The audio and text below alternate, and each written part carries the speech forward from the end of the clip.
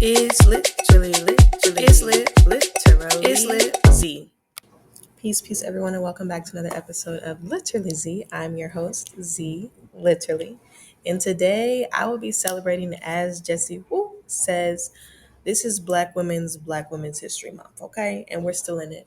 So before we finish out March, I have to do my due diligence to celebrate some of the most amazing Black women scholars who have made just a incredible mark on my life, not only as a scholar, but also as a person.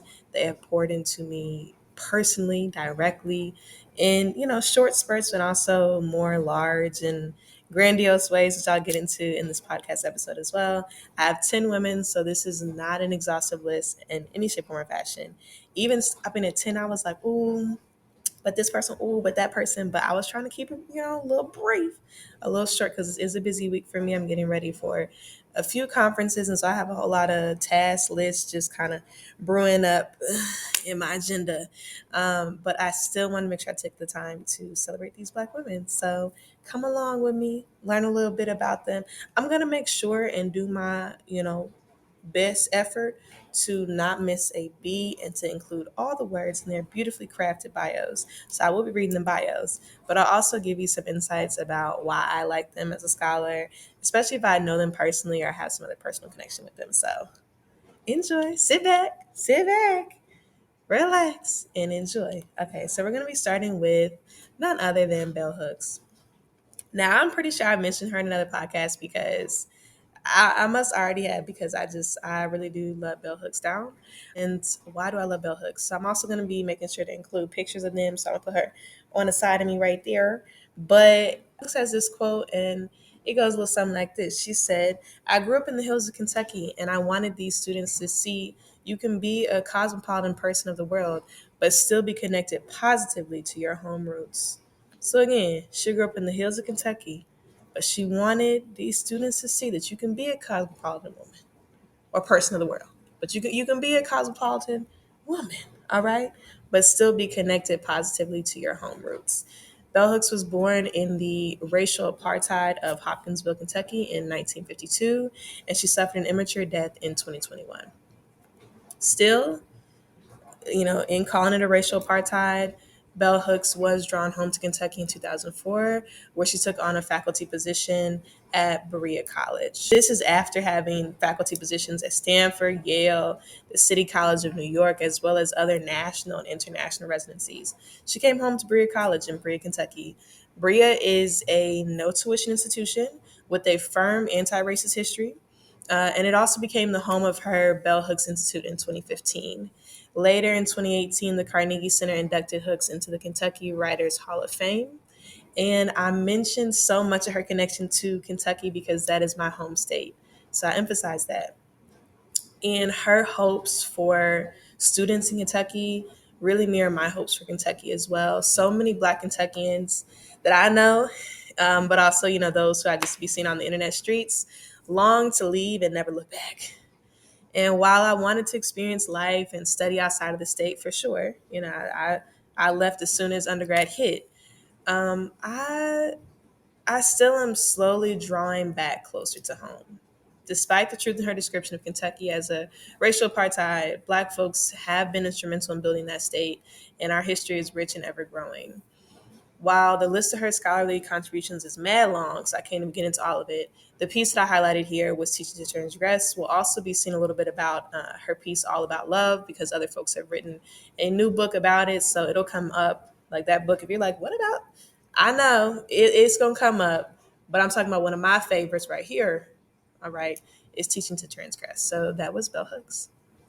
Now we move to Dr. Bettina Love.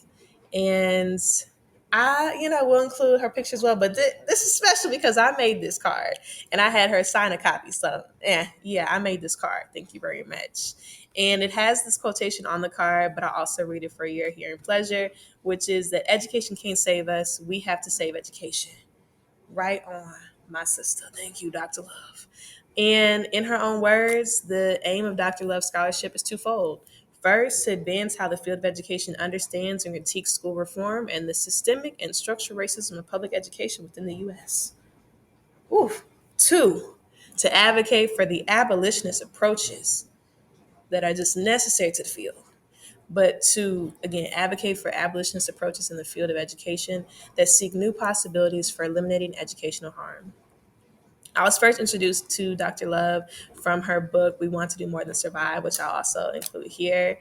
And this was just such a good read. I read this in my senior year of college, and I got to go to her book talk with her niece. So I felt like that was a real nice introduction. You're going to remember me, you know what I'm saying? And then, in addition to catching up with her at multiple conferences where I got her to sign her card as well, which I did the card not as a fangirl moment. It was an activity, like an actual assignment for a course. Mine was the best. So said the professor and everybody else. Mine was the best. Thank you. Thank you. But because my card looked so good, well, also part of the assignment, we got extra credit for having the person we made the card of sign it. So again, it wasn't a fangirl moment. It was a task. All right. But aside from all of that, I also got to see her at one of her book tour stops for the book Punished for Dreaming. And it was great hearing from Dr. Love as always, but I also really enjoyed how she engaged the community in the conversation. And they got to bring some of their own local context to the topics from the book. So great, great, great. Also, she did another talk about the book that I got to hear. And it just, I'm happy that it was, sometimes people can do like stock talks. It was not a stock talk. I feel like I still learned more. I still gathered more hearing her talk about that same book a second time. So much appreciated. Great person. Again, every time I see her, it's very much so good vibes. Very encouraging person. Thank you, Dr. Love. Next up, we have Dr. Jessica Lee Stovall. And a beautiful person inside and out. Dr. Stovall is an assistant professor of African American Studies at the University of Wisconsin-Madison as of fall 2024. So, come on. She got finished with a PhD. Come on there. Her work in education draws on the discipline of Black studies to explore how Black teachers create fugitive spaces to navigate and combat anti-Blackness at their respective school sites. Fugitivity. So oftentimes when you hear the word fugitive, you might immediately think fugitive slave, like someone's running away from slavery. And that is true in a lot of history texts. They talk about fugitive slaves. But when we think about the context of fugitivity coming from Afro-pessimism, from folks like Gibbons, Ross, other folks like that. Oh my goodness, Ross is not included. It's just so many people. It's just so many people that I wanted to include. So definitely next time I do this, I gotta include Ross. Oh, Kiana Ross. Okay, yeah, but anyway, when they are talking about fugitive space and fugitivity, we are not running from, we are running toward. We're running toward the refuge of Black space, the refuge of home place, as Bell Hooks calls it, the refuge of what it means to communally gather with one another, the love we feel with each other. Fugitivity also relates to fictive kin. If I haven't talked about it yet, I will, because that's my basically my whole dissertation topic. But fugitivity is crucial to fictive kin, the ways that we have these aunties and uncles that are no kin to us, but are just like it. Bonds that are not formed of blood, but they thicker than that, as one would say. And so fugitive spaces are those. It's not running from, but running toward. We run toward fugitive space. We run toward the Black joy that's there, the comfort that's there, the safety that is there. Although no space is fully safe for Black folks because the whites are always watching and plotting. In general, we do run toward fugitive space. So love that in her work, her dissertation on Black teachers provides a blueprint for how teachers can create classrooms of liberated learning for their students. It was awarded the Critical Educators for Social Justice Dissertation Award at the 2024 American Educational Research Association's annual meeting. Snaps for that as well. I was initially introduced to Dr. Stovall's work from her article, We Just Do Us, How Black Teachers Co-Construct Black Teacher Fugitive Space in the Face of Anti-Blackness. This is one she wrote along with, I'm back, Misha Mosley. All right. This is a 2022 article. And in this piece, they found that the teachers created a fugitive space through their Black teacher partnerships that valued experiences and expressions of Blackness, play, and integrity of being. And so that just kind of really ties into what I was saying about Black joy in these fugitive spaces, the ways that we can really be ourselves, be authentically ourselves, and feel comfort and safety and community amongst each other. Another great piece by Dr. Stovall is Grant Us the Sun, What Black Teachers Need for Healing in Anti-Black Schools. And that's one that she wrote along with Tara Sullivan. And also, just as like a heads up, I don't know if you can tell from this picture because I feel like the picture I initially saw of her was really just a headshot. I did not know she was that tall. When I ran into her at a conference, I was like, Dr. Stuff. I was like, is that you? I know it ain't like. I really gotta look up. I said, oh my God, you are so tall, beautiful. Come on. But yeah, great vibes. She's also very encouraging when I was telling her about my work. Just snaps for Dr. Stovall. Next, we have Jaminque Adams. Okay, that's my girl.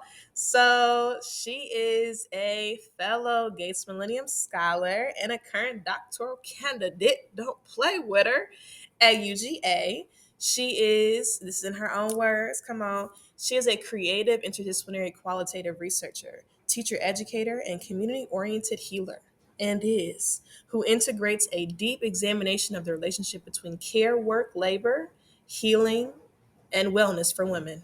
She deliberately situates Black women teachers at the heart of her analysis as a point of departure and arrival to a more critical understanding of the historical implications for contemporary manifestations of labor within a racial, capitalist, neoliberal context.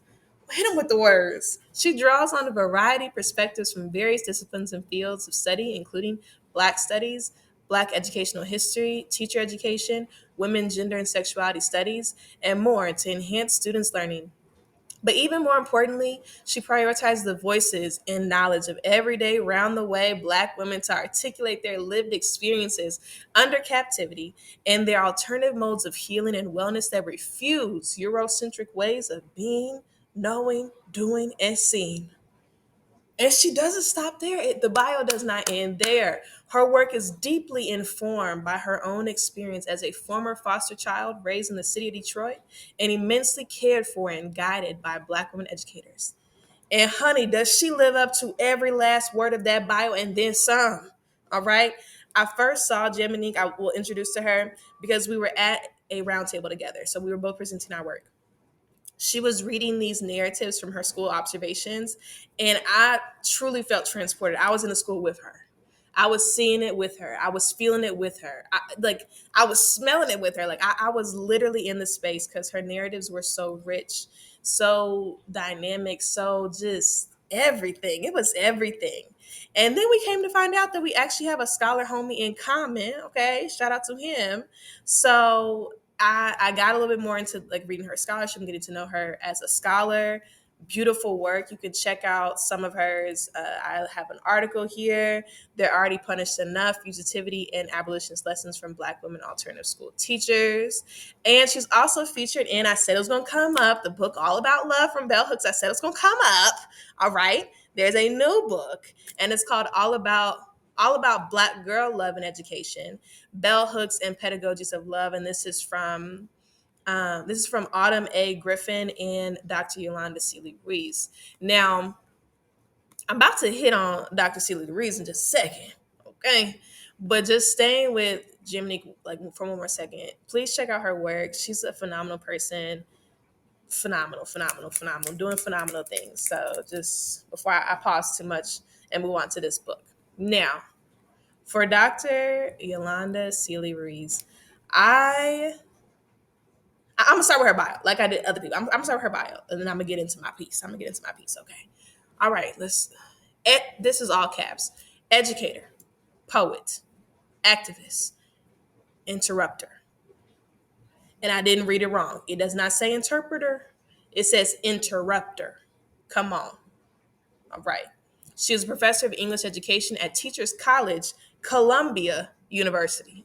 Okay. At TC, as they like to call it, they like to shorten it TC. Come on, Teachers College. Okay. At TC, she is the founder and faculty sponsor of the Racial Literacy Roundtable Series and the Racial Literacy Project. Dr. Sealey-Ruiz defines racial literacy in education as a practice and skill in which students probe the existence of racism and examine the effects of race and other social constructs and institutionalized systems which affect their lived experiences and representations in U.S. society. Furthermore, in her research with teachers and English education students, she found that moves toward deeper racial literacy development can be achieved through what she is currently theorizing as the archaeology of the self exploration, examination, and understanding of where issues of race and racism live within. Now, I attended one of her talks and I stayed back from said talk. And when I got to meet her face to face, on site from meeting me, I barely got my name out, and she just wanted to embrace me because she could sense the weight of my second year all over me. I talked a little bit about my first year and needing to transfer and things like that. And so we've discussed that a little bit in the introduction of the podcast. But the second year, my financial situation was better after the transfer for sure, for sure, for sure. I like the city better for sure, for sure, for sure.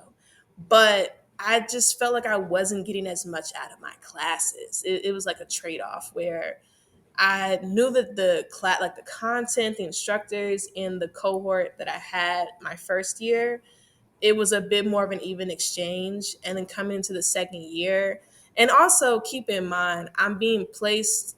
I'm in my second year of the work, right? But I'm also being placed with people who are in their first year of the work. So this is no shade to them, but they literally have one less year than I do in a PhD program. So there's plenty of things they did not know, which is not their fault. So again, I'm not sticking blame, but I'm just saying because we were in different spaces and at different points in the journey, it was so often where I just feel like I'm giving, giving, giving. I'm teaching, not getting compensated for said teaching. I'm just doing all this giving and teaching. I'm not getting it back. And it just felt very extractive. And she gave me this unremarkably, like, just healing hug. I'm not a very big, touchy feely, affectionate person, but that hug just, it's one of those where you just like sink into it. And words can't fully describe it, but it was everything I needed in that moment. She gave me encouragement. She gave me some boundary advice, and it made my third year honestly very, very much so like a smoother journey. I would say I really appreciated that meeting, and yeah, like that's my personal connection to Dr. Sealey-Ruiz. I think that's all I can say on that without getting more emotional. It was just a very beautiful experience to meet her, and snaps for her and all her work. Please check her out. And again, it's the same. So the book that I already had featured. Also, again, she's a poet and she's an interrupter. All right. So there's a lot of other ways you can connect with her and her work. Next up, we have Amber Johnson, Amber Siobhan Johnson. Hold up, let me get it right. Let me get it fully correct. She is another author that is featured in All About Black Girl Love and Education. So I'm gonna put this up one more time again. But she is a Black woman scholar pursuing the mundane and everyday invitations for personal and collective liberation and living. As a former middle school educator and current PhD candidate, come on, she getting finished. She explores the multidimensionality of Black folks' lives and the ways they produce space and knowledge, crossing disciplinary boundaries to explore the interplay between history, Black geographies, Black feminisms, and education. Amber's work explores the intimacies of space, the speculative, and spirit as it concerns Black education generally and Black women specifically. Come on, somebody.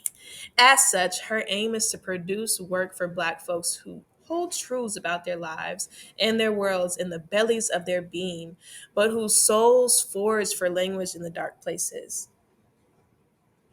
I feel like I got to read that whole sentence again because it's warming me up inside, and I hope it warms you up inside. This way, you don't have to go back. If you want to go forward, you're a little bit of a hater, but I'm gonna go back and I'm gonna read that one more time. As such, her aim is to produce work for Black folks who hold truths about their lives and their worlds in the bellies of their being, but whose souls forge for the language in the dark places.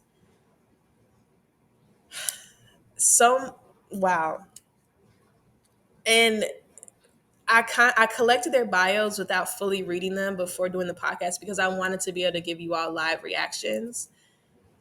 Now for Bell Hooks, I kind of collected that bio myself. I've written some papers for classes on her, so that bio was more so my words putting onto her life. Like I know her life well enough that I could put my words to it. Dr. Bettina Love, again, I've also clearly done a class assignment for her. So those are kind of my words put onto her life and her work because I have a familiarity in that way. For these other scholars that I've done more recently in this podcast episode, I really copy pasted their bios verbatim. I did not put any of my own words in it. Again, I'm acknowledging these are their bios. You can find these words on the internet. Absolutely. Yes. And that's intentional. So just reading that back twice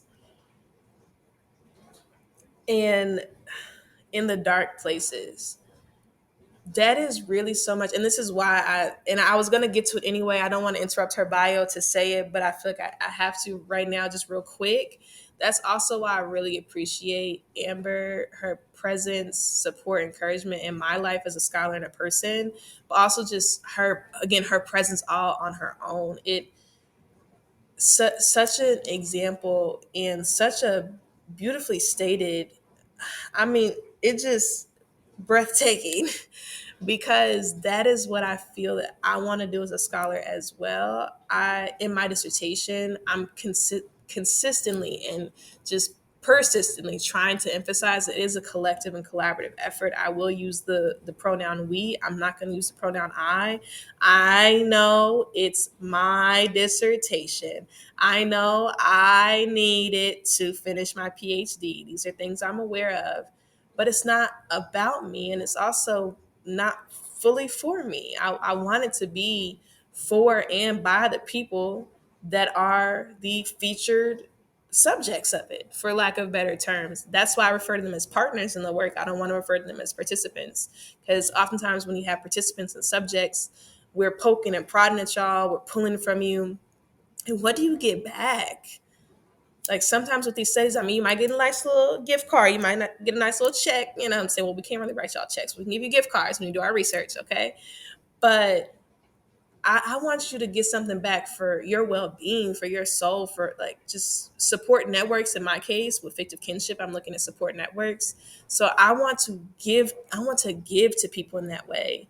I want my scholarship to be more than just a piece of writing that goes in these journals online that like 4% of the world reads, if we're looking at a large scale, because they're locked behind all of these paywalls where you have to be in a university, and if you're not in a university you have to pay an arm and a leg to get to the piece, or we're using language that is not, I barely understand it, and so anybody else is just trying to do a little pastime reading is not going to take the time to try to dissect what you're trying to say. Give it to them plain. I want it to really be touching lives and in lives and giving voice in that way that she just so eloquently described here. So I'm gonna get back to her bio, but that just really like, wow, Amber, oh my goodness.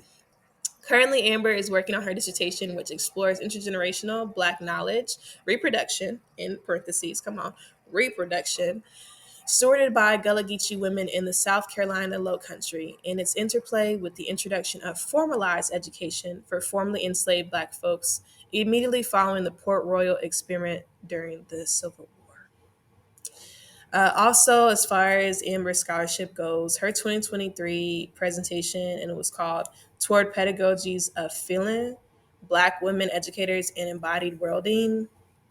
It was breathtaking. It was phenomenal, breathtaking. I loved every second of it. No, eat it up. Can't wait to write. Can't wait to read it in an article. It was amazing, phenomenal, beautifully done. And again, I've just thoroughly appreciated her support and encouragement over the past couple of years. So that's a bit about Amber. I got lost in Amber's bio. She took me on a whirlwind. Okay, this next one, Dr. Mariah Deans Harmon. So we have her picture, beautiful. Her locks go down to that. Come on. Her locks are so gorgeous. And yeah, so she is an assistant professor for the College of Education at Penn State University. She is in the Department of Curriculum and Instruction. She earned her doctorate at Vanderbilt University in the Department of Teaching and Learning at their Peabody College, and was awarded the National Academy of Education Spencer Foundation Dissertation Fellowship. That is a prestigious dissertation fellowship. That's numero uno. Must clap it up for that one. In addition to that one, that's already prestigious, she got the Ford Foundation Dissertation Fellowship as well. Clap it up for that as well. And her dissertation, which I will feature here, This is her 2023 dissertation as well. Give it a little look see. I was very blessed and honored to be able to see her defend her dissertation, so thoroughly done. I mean, beautiful work, great knowledge and expertise about her subject. And again, just beautifully done. I love when the presentation, when the dissertation presentation, it feels like the person is in it. Like, be in it. You know what I'm saying? Don't be like just an outside third person, observer, be in the work. And so she was just so in the work.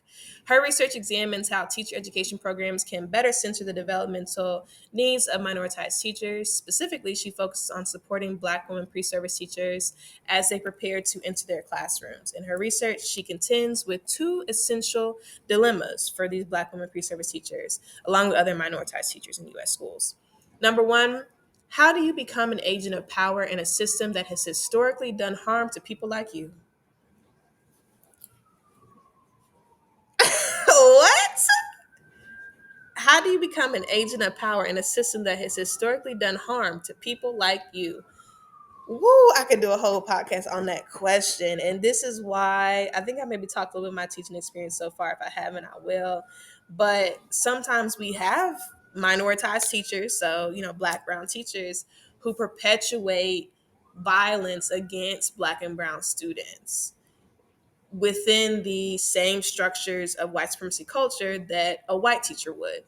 And that kind of goes into that historical harm. It was done to you. It's the norm. Like, they just need to take their hoodie off because they need to take their hoodie off. They need to pull up their pants because they need to pull up their pants. That them shorts are too short because the shorts are too short. They can't be loud like that. They need to be quiet in the hallway. They need to walk in a straight line because I was told to walk in a straight line. They need to, like, just certain things about the way we structure schools. Then I know people be like, well, kids need structure. They do. Kids need schedules. They do. Absolutely. They need structure and they need schedules. But they don't need to be in a carceral state. The school don't have to be a prison. It don't have to be.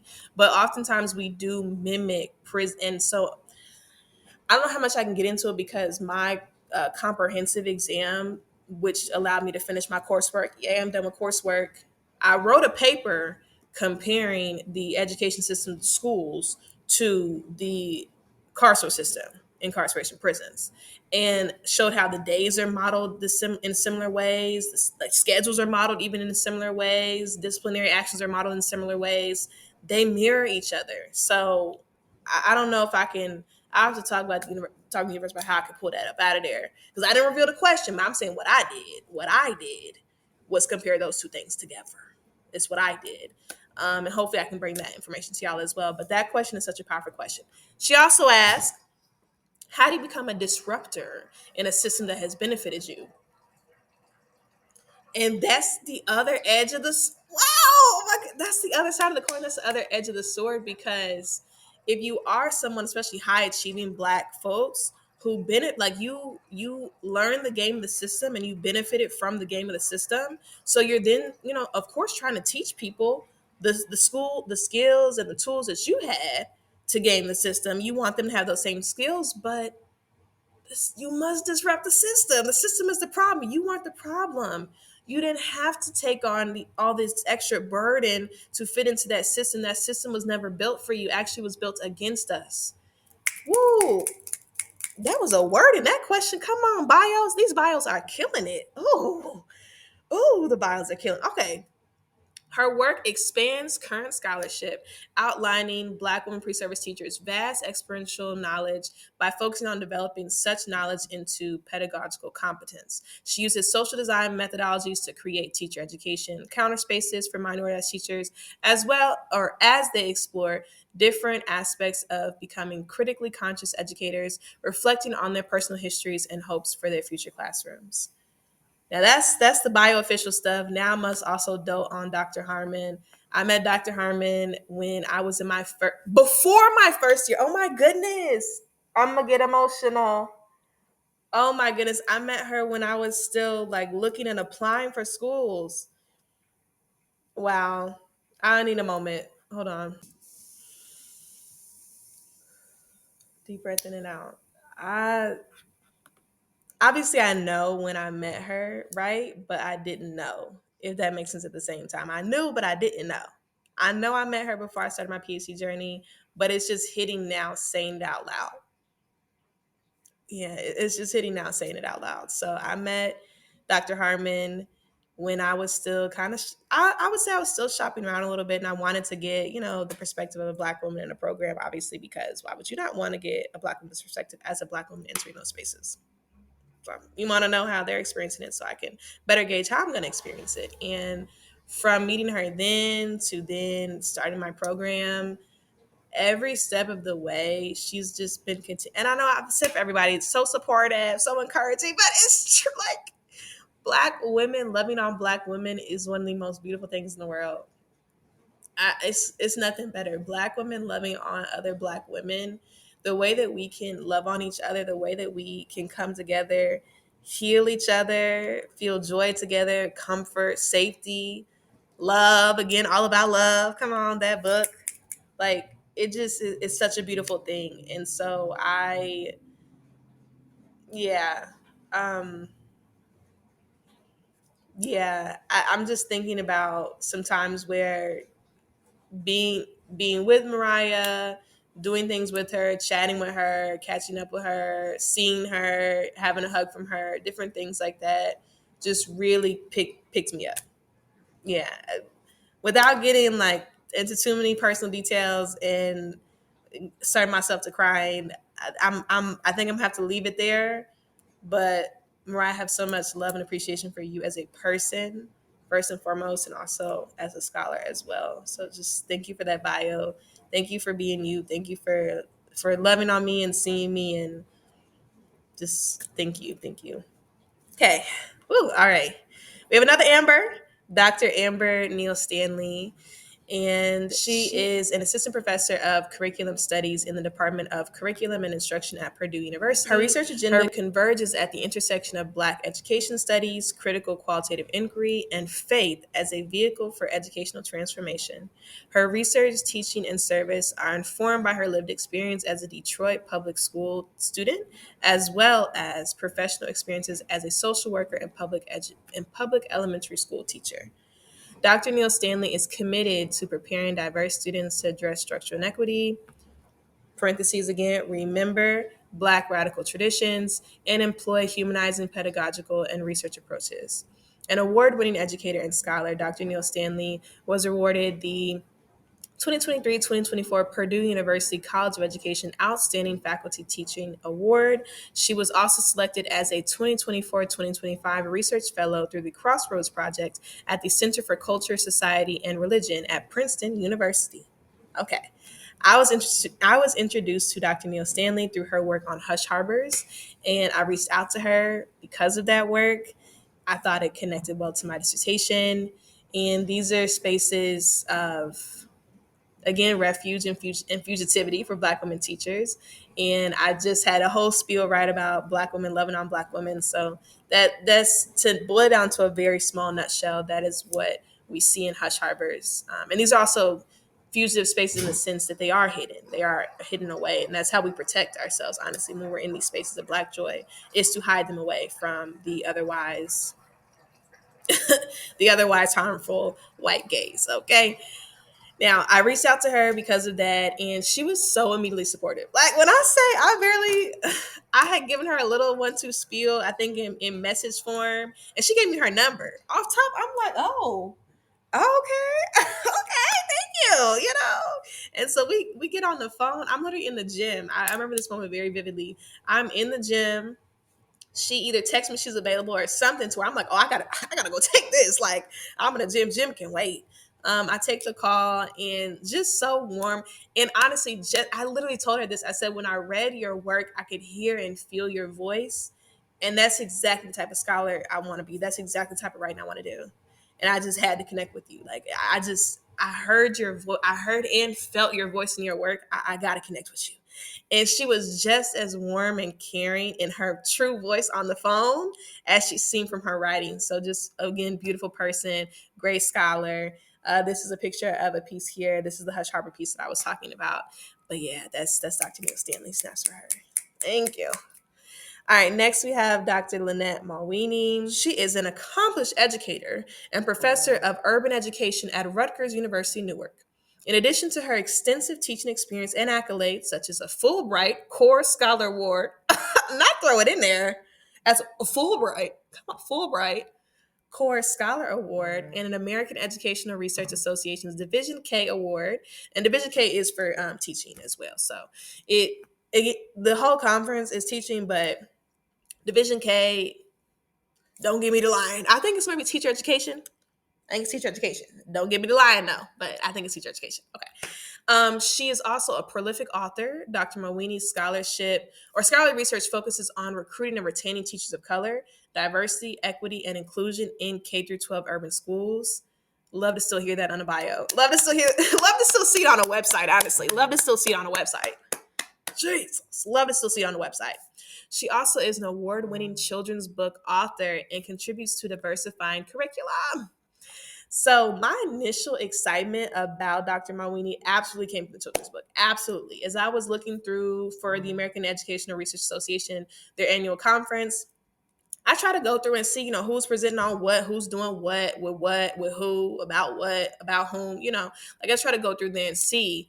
And when I started looking through people's bios and I pulled up her website, it was these insert children's books, pictures, and they will be inserted. I said, she's doing a little bit of what I want to be doing. Yo, we on the same page. We locked in now. So when I saw those children's, I was like, oh yeah, because I recently wrote a short story for kids. I haven't published it anywhere, so don't be looking for it because it don't exist. But I recently wrote one, and so I was just like, yeah, like I want to be doing more of this. Like I can picture the illustrations in my head. I want to have time for that. Clearly, I'm making time to do this podcast. So I'm making time to do a whole lot of random other stuff. But yes, I love that aspect. And then I also really connected with her piece on other mothering. And the last scholar I'm going to highlight in this episode, again, I could go on and on about Black women scholars. I try to keep it as brief as possible, although several of y'all got me choked up, and I really was trying to keep it under the hour. We going to be pushing. We're going to be pushing the hour because y'all got me choked up like y'all did.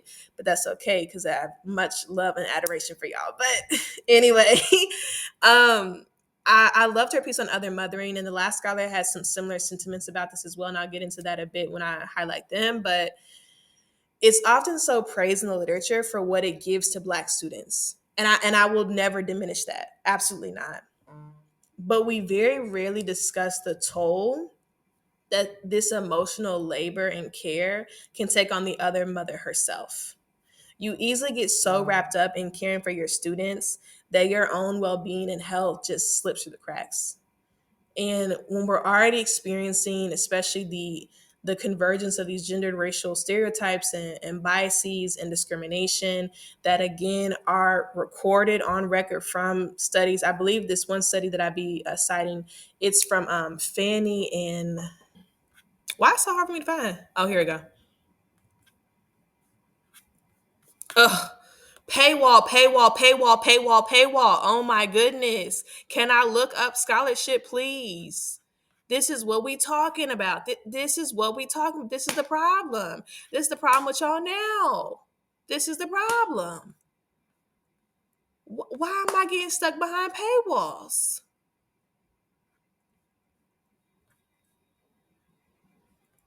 It is, okay, it's Fanny and Harnett. Mm-hmm. And I'm going to confirm, but from the thank you. No paywall, thank you. Everybody else got a paywall. Oh my goodness. Thank you. Fanny and Harnett, thank you. And they are at, one of them is at Harvard, the other one's at Emory. Thank you, exactly. And the article, racism produces subtle brain changes to your brain that lead to increased disease. It says risk, but disease. Okay? Disease. Because your brain, it be running this train, yes? Racism produces subtle changes to your brain. So when I said at the very top that bell hooks suffered an immature death, and other great Black scholars, activists, and different folks who were not taken from us by pew pews, okay, oftentimes still suffered immature deaths because of racism. The weathering of racism, the emotional labor of it, the physical toll of it, again, the actual brain changes of it. Like, and I'm sorry to pause on this, but I did have to pause on this very, very briefly. Cannot be ignored. But anyway, coming back to other mothering, we took a whole train left. Coming back to other mothering, again, kids are not obviously necessarily meaning to give you the effects of racism. Absolutely not. But when you take on that maternal role as an other mother, you care for the students and their families, in my case, very deeply. They need something, I'm gonna try to be there for them. They call me, spend the night, I'm gonna answer that parent before I answer that principal. Okay? Like, I'm gonna answer that parent before I answer that principal. Something's wrong over here. And so just the labor and the care that we provide as other mothers to students. And she was speaking at the university level, but I mean, again, this also goes for folks who are at the K through 12 level as well. You must be careful. You must be careful. Still give the care, still give the love. Absolutely, those kids deserve it. Black students, Black people in general deserve love. But you also have to make sure you're caring and loving on yourself. And sometimes it's easy to just put everybody else above yourself, and you stick yourself on the back burner. Can't do that. Bring yourself off that back burner. Come on to the front burner. Come on to the front. Come on to the front. Come on to the front. Come on to the front. Okay. Last but not least, I know if you know me personally, you might be like, dang, you didn't include Dr. McGee. Of course I included Dr. McGee. She's the last one on here. Of course I did. Of course I did. I had to end with it because in case I get extra emotional, then we just gonna end the podcast. So I'll just be done. Okay, so I'm gonna first read her bio, and I am reading because I have to. I'm gonna try to stay on cue, but this is Dr. McGee. I, I'm gonna try to make it through this. I really am gonna try to make it through this one. Okay. So Dr. Ebony McGee is a professor of innovation and inclusion in the STEM ecosystem at Johns Hopkins University School of Education and its Department of Mental Health as well. So that is the Bloomberg School of Public Health. McGee is an electrical engineer by training and a 13-time National Science Foundation Investigator Awardee. She is the leading expert on both race and structural racism within the traditional STEM ecosystem and the resistance to this paradigm. Her research includes the experiences and mental physical health consequences of STEM education and occupations for Black and other minoritized students and professionals. She also investigates the limits of resiliency, wellness, and job embeddedness in the STEM ecosystem. A quick note here, if you are in Dr. McGee's presence, resilience, we only should have the resilience of a rich white man, a trust fund baby white man, and all the millions of chances that they get and all the bountiful resources and supports they have. That is the amount of real resiliency that we should have as individuals.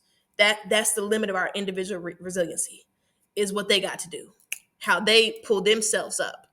In quotation marks for those who just listen to audio, I'm not being serious, as they pull themselves up supposedly by the bootstraps. Okay. Instead, we have to have this collective resiliency together, coming together. And at that point, typically we just call that resistance. So typically when she's writing about resiliency in quotation marks, especially grit, big no word, grit is used to put the pressure back onto students, especially Black students. Oh, you're not gritty enough. Get gritty. Grit. No, change the system. We're not the problem. We're not the problem. Y'all keep trying to make us be the problem. Okay. And I want to say I've already mentioned Dr. McGee's work with imposterism as well. We're not the problem. We're not the imposters either. Okay? That's racism camouflaged as imposterism. What these universities do, all right, is it, oh, you're experiencing imposter syndrome. Here, go to this session, join this group. Here, get with this therapist, and we'll help you with that. Help you with that. Point finger at you. You're the problem. When in fact, in reality, if these systems were to change, if these structures were to be interrogated, if these professors were to be interrogated, if these colleagues and peers and classmates were to be interrogated, there would be no reason for me to feel like an imposter, because baby, y'all the imposters. We're typically overqualified, overeducated to be in a whole lot of these spaces. We not the problem. Y'all the problem. And y'all feeling insufficient and feeling mediocre for lack of better terms, is why you then push that back onto us. Like, we the problem. We not the problem. So that was a quick segue on the resiliency piece. But yeah, yes, absolutely. So she founded the Racial Revolutionary and Inclusive Guidance for Health Throughout STEM, Our Rights research team, and co-founded the Explorations in Diversifying Engineering Faculty Initiative, or EDIFY, as well as the Institute in Critical, Quantitative, and Mixed Methodologies Training, or ICQCM, which is a program for underrepresented scholars at the doctoral level, as well as faculty, like folks that are on out of the PhD programs and things, with support from the National Science Foundation, the Spencer Foundation, and the WT Grant Foundation. A key concept in McGee's work, Dr. McGee, a key concept in Dr. McGee's work is equity ethics. In articles in the journals of Higher Education, Engineering Education, American Journal of Education, Teacher College Record, etc., she has demonstrated that racially minoritized people in STEM gravitate toward empathetic social causes and racial justice efforts within and beyond their STEM pursuits. Their racial and ethnic marginalization and the way they themselves have suffered translates into concerns, efforts, and actions toward ending local and global disparities. So that's a little bit about her work on that tip. And now we're going to get a little bit into the personal. So, and also this is a book by Dr. McGee. So this is Black, Brown, and Bruce. Purchase it today. But Dr. McGee, is this one going to be kind of like Mariah's, where I can go on, and I don't want to go on, and I also don't want to cry on here this early. It's just episode 4.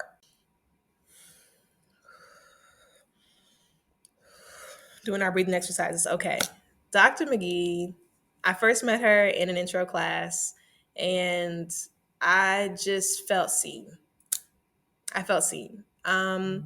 And initially when she saw me, I feel like I was doing pretty good and vibes were good. I feel like we connected a lot. We have kind of similar straightforwardness, if you will, bluntness, if you will, similar ideas and thoughts on schooling, education, on racism, and different stuff like that. So we just connected in a lot of ways. Coming into the second class I took with Dr. McGee, that's when there was a shift. I myself was very depressed. I know my friends and folks that I talked to on a regular basis knew I was depressed. They knew I was going through it, and I was just constantly complaining to them. But people that were on the local level really did not know. I didn't tell anybody at the local level. So it wasn't like they knew and they were ignoring me. I did not tell them, and I was doing my best to cover it up, honestly. If I'm being plain, I was trying to cover it up. But she saw right all up and through that I was not fooling her at all. She peeped the change. She contacted me, gave me her phone number to have a conversation. We connected, we talked, and I want to say I cried on that call. So I'm trying not to cry here, but I want to say I cried on that call just because I got very emotional. In that, that was my dream school, my dream program, a dream place to be. And I'm such a planner. I hate change, and that's something I've worked on in therapy. I hate change. I don't do well with change. It makes me very anxious. And so I had planned it out. I applied to one school. I got into this one school, and shit is not turned out how I thought it was going to be. Like, I'm not happy. I don't really want to be here. And I just was able to be very blunt, honest with her. She was very warm and caring and understanding, and wasn't trying to, as so many people do, push the blame onto me, like, well, are you doing this? Are you doing that? She was just hearing me and accepting what I was saying and what I was feeling in that moment. I really appreciated that. And then from there, continued to pour into me. So we were at a major conference, and at that point, she's then leaving the school that we were at together and is heading elsewhere, and literally pulled me under her wing. I have worked with her ever since, and it has just been one of the best decisions I could have made, honestly. The opportunities I've had, the growth I've had as a researcher, understanding methods, understanding analysis and different aspects of the work in that way, understanding teaching, being able to co-teach a course and help to design it, like actually co-design this course as well, and be a very active participant active partner, come on, use my own words, active partner, which actually, my God, this list did not include Dr. Tolliver. Ooh, I'm missing Ross and Tolliver. It's just so many people that wanted to be in this list. And as I'm like, because Tolliver research partners from Darkened Story Work. Oh my goodness. Like, we're gonna have to do part two. We're gonna have to do more of these. It's just so many women to celebrate. It's so many. It's so many, so many, so many. And again, I stuck it to 10, and I probably could have gone to 15, 20, 25, 30, 35, 40. I could have kept going. So, oh my goodness. But yeah, let me get back on task. An active partner in that work to design the course, in decisions that we're making for the course, the articles we're reading, the way we're doing the lessons, activities for the course, just grading, just being such an active partner in that at this level with teaching graduate students, doctoral level as well as masters, invaluable. Again, just opportunities, the things that she sees as possibilities for me that I did not see for myself, things she's pushed me to do that I would not have done on my own. Just so grateful. And also the ways that she's constantly advocated for me as a person as well, not just a scholar, not just as a researcher, but as a person, checking in on me as a person. Am I okay? Is anything, going XYZ wrong with me, or with, like, just the way she approaches her relationship with me in such a holistic way is just, words can express my gratitude. I'm so grateful and appreciative and feel warm and fuzzy about the whole just, I'm really trying not to get emotional, but yes, I have such a immense appreciation and gratitude for Dr. McGee, as well as all the women that I've listed in this episode today. They've all poured into me in different ways and have brought me to this point. I wouldn't be sitting here as a woman I am today without their influence in some shape, form, or fashion. And I'm just so grateful. I'm just so grateful. Love a Black woman from infinity to infinity. See y'all next time.